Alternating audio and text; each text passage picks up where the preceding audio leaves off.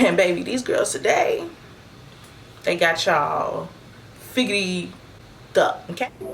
Hello beautiful, welcome back to my channel. I'm Sky.Onjahnae if you're new here, and on this channel we talk about all things beauty and a little bit of lifestyle. If you clicked on this video, that means you're tired of these hairstylists just like I am, and this is coming from a hairstylist. Let's get right into the video. Like, this isn't a tutorial or anything. I'm not going to just like name the products out loud that I'm using, but I will leave them in the description so you can like see or know what products I'm actually using. I grew up in a salon, so all this new stuff that I see going on, I'm not even used to, because it's not what I saw growing up. Like old school salons, you know the vibes. It was like a relaxing place to go. It was where you did your best gossip. It was just an overall good experience. Now people realize how much money is really in this industry, so it's like people don't have a passion for it anymore, and you can tell that in their service.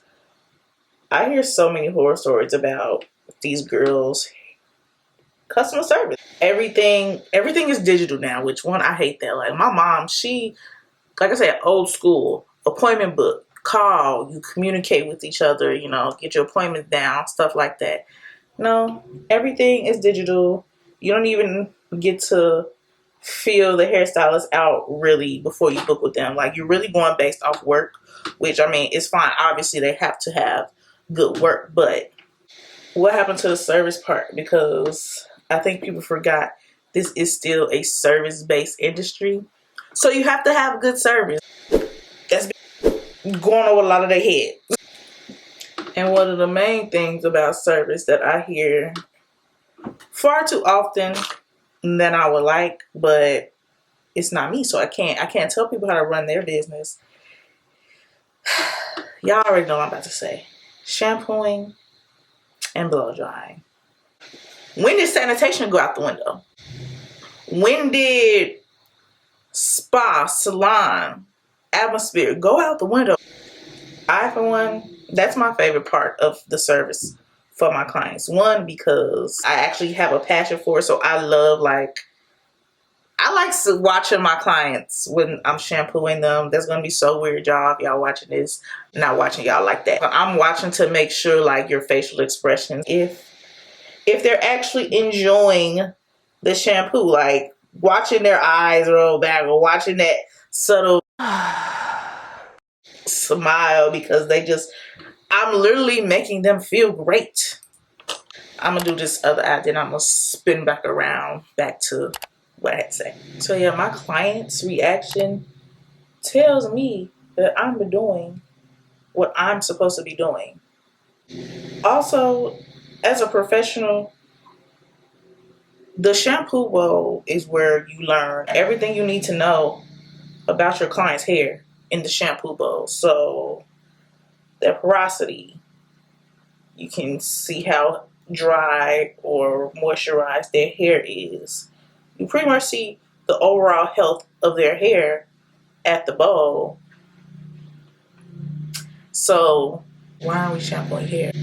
If you're a hairstylist, let me make that clear. I'm not even just talking about unlicensed. It's some licensed hairstylists out here that do not shampoo hair either. So I'm talking about you as well. If we're supposed to be hairstylists and we're supposed to be ones taking care of the hair, how are we eliminating the most important?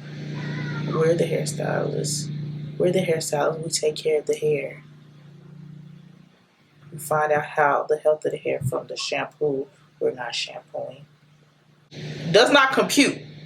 Okay? It does not make sense. I don't even know what I'm doing, but it's actually coming out. It's not translating as gorgeous on camera as it is in this mirror, but she cute. On top of them not shampooing hair, they are charging out for services when you're not even providing a full service. Our clients pay for an experience. If you're taking away the most important on the favorite part of the whole experience, what are they paying for? I know your skill, your product, yada yada yada. You're not even giving them the service that they need. The part of the service that they need. I'm trying to give like a cat eye effect. I don't really know what I'm doing at this point, but we're here and I'm not going back. So I feel like I want to add shimmer, but I don't want to mess up the look with it by adding shimmer. But we're going in anyway. We're going in.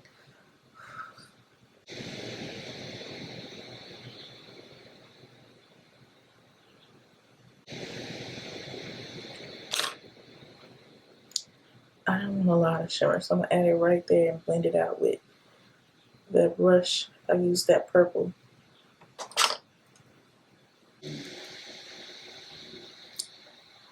That looks so crazy. We'll see how it blends, cause this I swear this is my color. I promise you. I'm gonna start blending it out and see where that gets to me.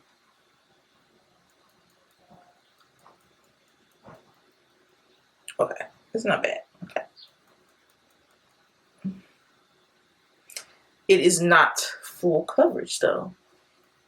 That is why I said I wasn't going to use this. But we're here now and we're just going to build it.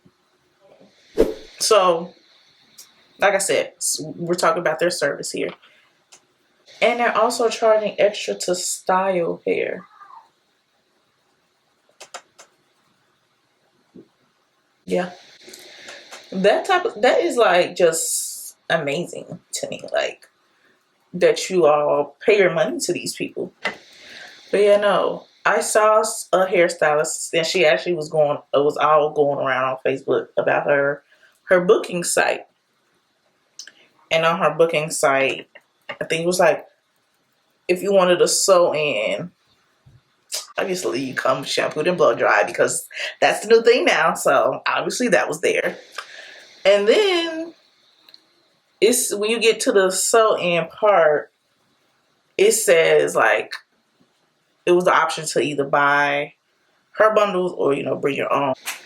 Regardless of, even if you were like double supporting her by purchasing her hair, her or his hair, you still have to pay an extra $25 if you want some curls. My dear, it is truly ghetto out here. And I am truly sorry. Y'all, I'm trying something new. It's just something that makes sense to me.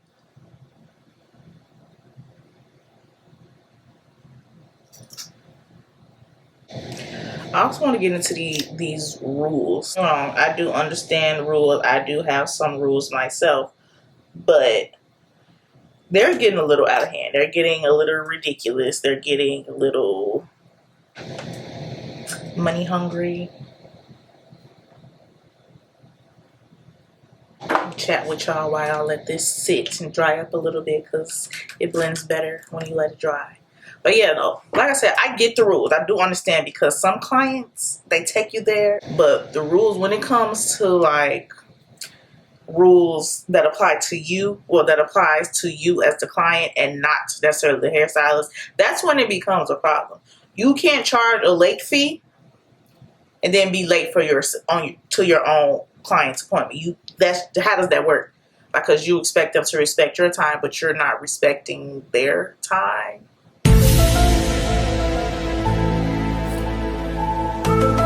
The math ain't math. And me personally, like I said, I do have late fees. The reason I charge late fees, I'm only speaking for myself. I don't know about anybody else. The reason I charge late fees is because everything we do is time sensitive. We have to get things done in a timely manner. We have schedules and all that. And because I set my schedule up so I don't end up double booking, so I give extra time on a service that I know is not going to take me that amount of time, but whatever. If my client is late, and it just happens to push me further back because my clients have natural hair and they come as they are. And I have to account for like detangling, being late, anything they want to add, do anything extra, little stuff, extra stuff. I have to account for that type of stuff. So if they are late, that may possibly push me back into the next client's appointment. I take off that next client's appointment because it's not their fault. They're on time. My client pushed me back, or vice versa, which I'm rarely late because I don't do that type of stuff. But in the event that I am late, unless it's like an emergency, you know if you're going to be late or not. People just be playing games. Me, if I know I'm going to be late, I'll shoot my client a text message like, hey, I'm running a little late. I should get there in time. Nine times out of time, I get there on time. But in the event that I don't, I take off of their service, or on their next service, I offer them a discount. I give back to them because they're trusting me. They're trusting me with their crown. Okay, that's a trust is in general is hard, but to trust me with your crown, that's a lot, and I truly appreciate it to all of you. But if they're doing all of that for me, how do I look not even giving them a little bit of something to show my appreciation? Like, it's a service industry. We're here to serve. Let me not say that word because y'all hear serve and submit and think of slavery, but that's not even this type of conversation. So late fees are cool and all if they apply to you as well. If you're just charging clients late fees because that's what you see happening in the industry, I did not start charging late fees until I start having a problem with late clients. The late fee isn't something you do to just keep up with trend. It's not a trend. It's a business strategy. The extra fee to style their hair, which is literally your job, that's ridiculous because it's like, well, dang, what am I actually paying? What part of this am I paying for that actually benefits me? Yes, at the end of the day. Well, no, not at the end of the day, because if you charge an extra for curls on top of my appointment I book, I'm not leaving with my hair done. So that means what are you paying for if you have to pay extra for the stuff that you expect to be done when you go get your hair done? Curling is styling hair. I don't know if y'all missed that part in school or on YouTube, because it's a lot of hairstylists who learned on YouTube.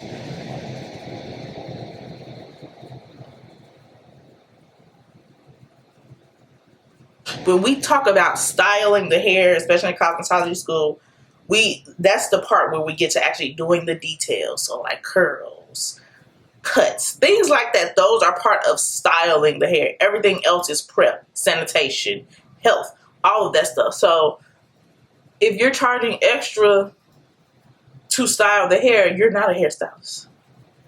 You just somebody that know how to do hair. I need to double back to the shampoo and conditioning because I really don't understand, especially from licensed professionals. What is the excuse to not be shampooing hair? There is no excuse. There's no reason. There's none of that. A lot of people will say, especially because of like the economy we're in now, people can't shampoo because they don't have a shampoo bowl. I don't care. Your clients don't care. I'm willing to bet your client has no problem leaning over the sink, into the kitchen sink, okay? When I was in college, obviously I was doing hair to make extra money, duh. But when I would tell clients to not come shampooed, the shock and the appreciation that they had for me because I shampooed their hair, I did my job. It was crazy to me because I'm like, I used to get offended because it's like, I think it's because I wasn't licensed at the time, so I'm like, do they think I'm a joke? Like, I don't understand why it's so shocking that I'm doing my job. Then I had to really sit down and realize that a lot of people aren't doing their job. So the few of us that are, is just like, we're a dime a dozen, baby. Okay. I know I'm looking crazy, but trust the process. And I didn't do believe that too. But yes. And I think this is my last note. I can go on. I really have more things I could say on the topic. But we'll leave it here. I don't know how many are doing this, but this is something I'm just now seeing. Telling people to come photo ready, or they're charging, or you're required to get your makeup done for photos.